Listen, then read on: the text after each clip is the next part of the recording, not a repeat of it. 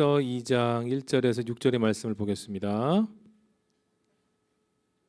요한일서 2장 1절에서 6절입니다. 신약성경 388쪽에 있어요. 자, 1절에서 6절의 말씀을 우리가 한 절씩 교독하시고 마지막을 함께 읽겠습니다. 나의 자녀들아, 내가 이것을 너희에게 쓰면 너희로 죄를 범하지 않게 하려 함이라.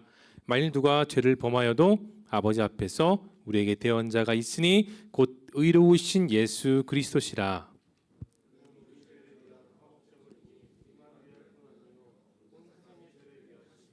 우리가 그의 계명을 지키면 이로써 우리가 그를 아는 줄로 알 것이요,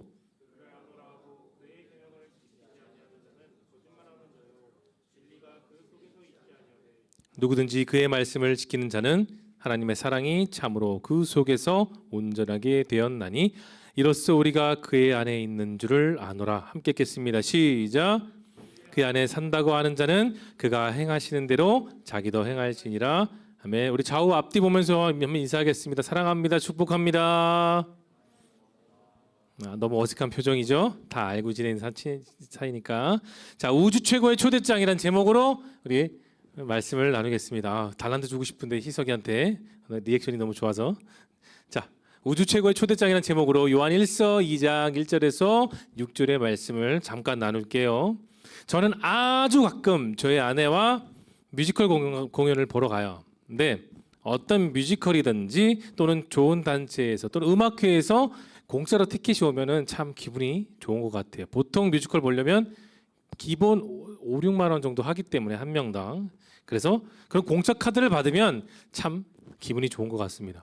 제가 대학교 다닐 때 생긴 거는 그렇게 안 생겨도 저 영어 영문학을 전공했고 셰익스피어 뮤지컬도 좀 했었는데, 제가 학교 다닐 때는 매년 가을이 되면 이맘쯤 되면 인문대학에서 공연을 했었어요. 영문학과, 동문학과, 불문학과, 일본어학과, 그래서 각 언어로 그들의 뮤지컬을 공연한 적이 여러 번 있었습니다.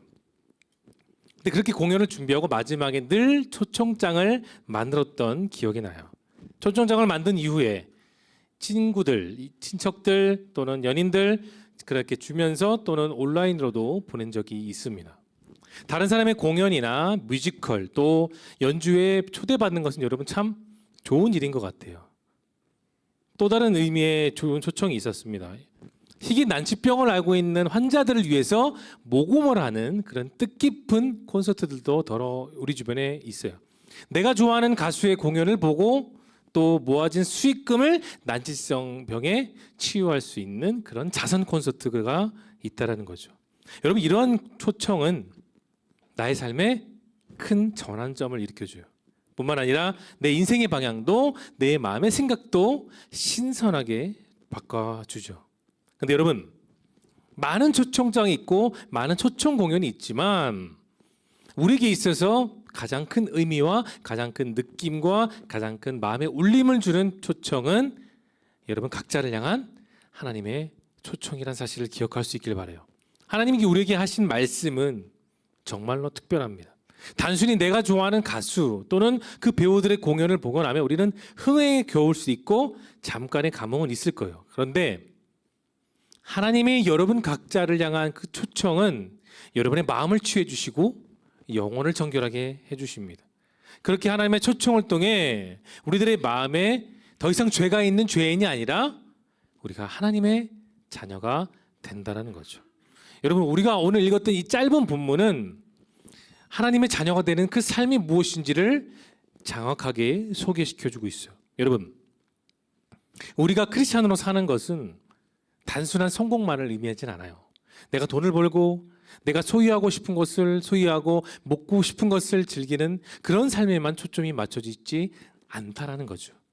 내가 크리스찬의 삶을 사는 것은 하나님을 통해 내가 더 이상 죄인이 아니고 지옥으로 가는 존재가 아니라 그의 아들 예수님을 통해 내가 구원의 자녀가 된다는 겁니다. 너무 뻔하지만 너무 식상하지만 우리에게 있어서 그것은 늘 진리의 메시지인 거예요. 여러분, 이 세상에서 살고 있는 0.0001%의 재벌들이 초대하는 그 초청장과 비교가 되지 않는 거죠. 여러분과 같은 20, 30대 청년들은 보통 이런 생각을 합니다. 내가 이 세상에서 실패하지 않고 누구보다 성공해서 보란 듯이 정말 멋진 삶을 살고 싶다. 누구나 그런 생각을 합니다. 그런 의지와 그런 자세 참 보기 좋아요. 그저 될 때라고 하는 생각보다는 그런 생각은 참 좋은 겁니다. 하지만 여러분, 우리는 성공의 반대도 우리가 생각해 볼 필요가 있어요. 내가 나의 삶 속에서 성공하지 못하고 실패하는 것들이 또한 무엇이 있는지를 여러분의 20대와 30대에 정말 고민해 볼 필요가 있다는 거죠. 우리는 성공의 반대편까지 생각할 수 있어야 여러분의 그 값진 20대와 30대를 놓치지 않게 되는 거예요. 자, 그렇다면 우리가 어떻게 하면 내 인생에 있어서 실패하지 않을까? 자, 요한복음 2장 1절의 말씀을 한번 열어볼까요? 자, 2장 1절의 말씀입니다. 여러분의 목소리 읽어볼게요. 시작.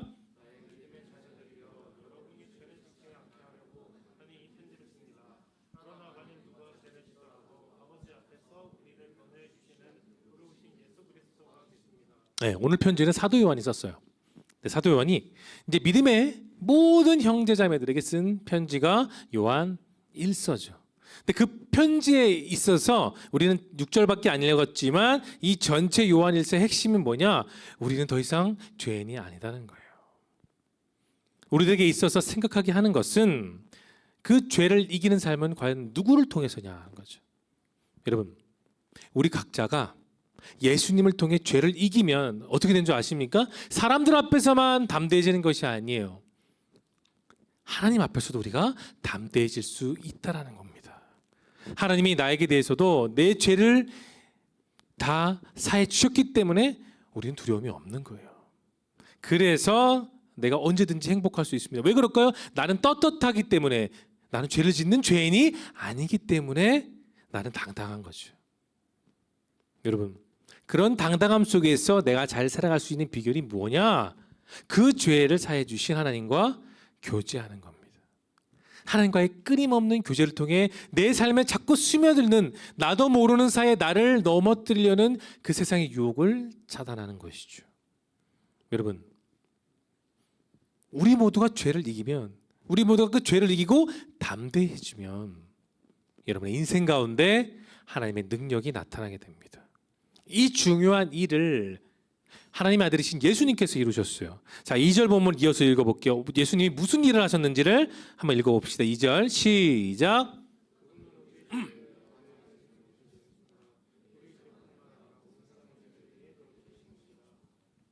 사도 요한은 말하고 있어요.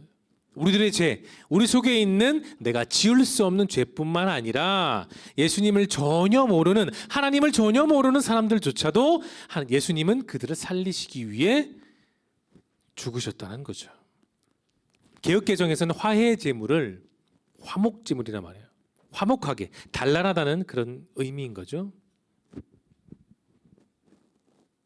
구약 시대에서는 그 화목을 위해서는 반드시 제사의 제물이 필요했었습니다. 그런데 너무나도 번거롭고 너무나도 힘들고 한 번 하면 또다시 그 제사를 해야 됐던 번거로움이 있었어요. 그래서 하나님은 단번에 한 번의 화목 제물로 모든 제사를 구약 시대는 없애셨습니다. 신약 시대에 오셔서 완벽하게 한 번의 제사를 통해 더 이상 제사를 드리지 않게 하셨죠.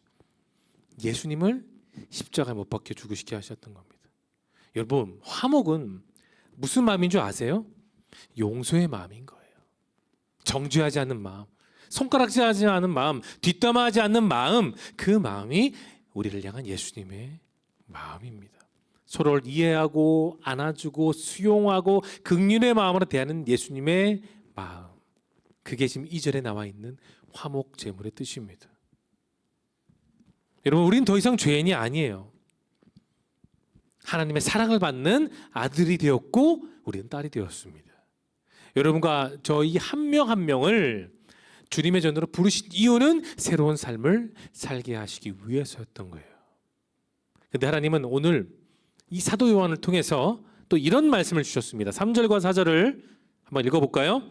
3절 4절입니다. 시작.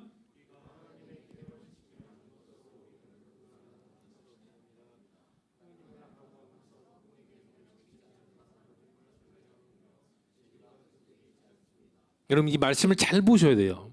오해하지 않도록 여러분.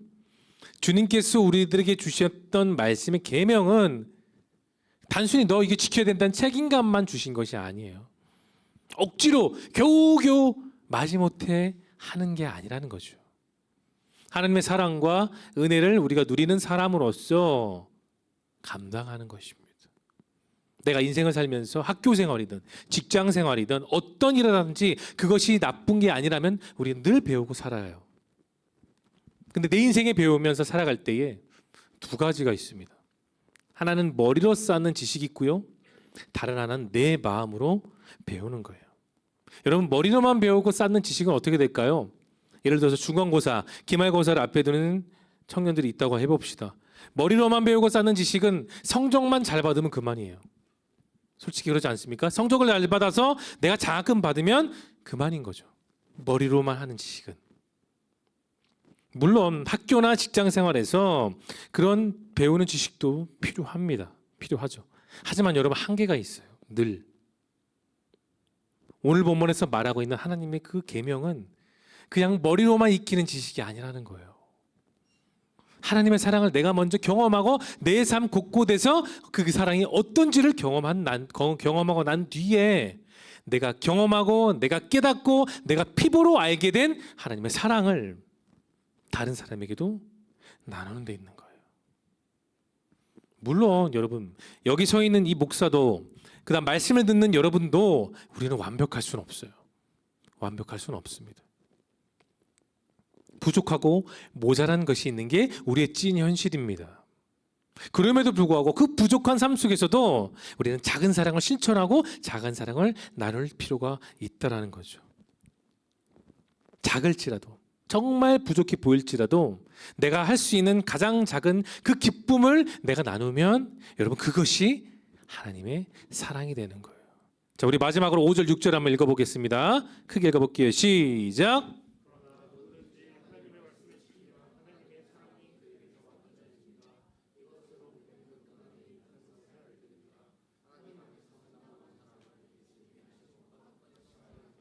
6절을 잘 보세요. 하나님 안에서 산다고 하는 말은 다시 말해서 뭐라고요?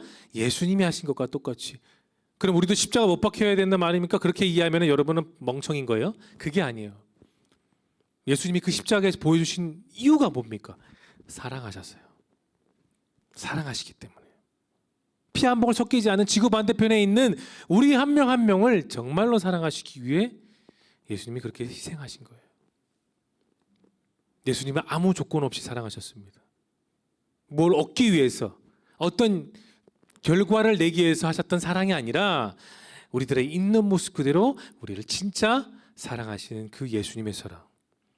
말씀을 정리할게요. 내가 다른 태신자를 품고 그들에게서 전할 수 있는 가장 확실한 것은 여러분 내가 밥 한 끼 사고 차를 사주는 게 아니라 여러분의 평상시의 모습을 있는 그대로 전하는 겁니다. 그게 예수님이 하셨던 모습이었기 때문이에요. 우리가 잘 아는 가사처럼 하나님의 사랑이 여러분의 삶 평생 가운데 늘 함께 할 수 있길 소망합니다. 단순히 아는 것에 머무는 것이 아니라 나 혼자만 소유하는 그런 사랑이 아니라 내가 알고 경험하고 깨닫는 그 사랑을 날마다 실천할 수 있는 우리 모두가 되기를 예수님의 이름으로 축복합니다. 기도합시다. 주님, 주님의 사랑이 언제나 저희들과 함께 하기를 소망합니다. 어느 곳에든지 어떤 사람들과 어떤 장소에 있든지 내가 그리스도의 사랑과 향기를 나타낼 수 있도록 도와주시옵소서. 오늘 이 특별한 시간에 저희들이 머리로만 하는 사랑이 있었다면 이제 우리의 삶으로 온전히 실천하며 작은 예수의 청년의 삶을 살아가는 우리 사랑하는 모든 마하나임 청년들 되기를 진심으로 소망하며 예수님의 이름으로 기도드립니다. 아멘.